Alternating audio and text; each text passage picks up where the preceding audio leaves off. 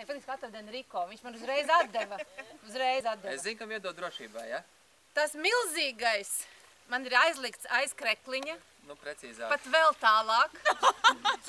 Dziļāk, kur parasti sievietes agrākos laikos glabāja kaut ko ļoti vērtīgu. Tas ir tik vērtīgs. Un kā jūs domājat, man atdod to vai nē? Atdod? Jā. Visi piekrīt, ja? Jā.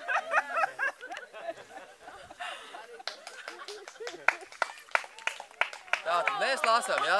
Svetbanka atbalsta, ja? Artūrs Irbe! Hei!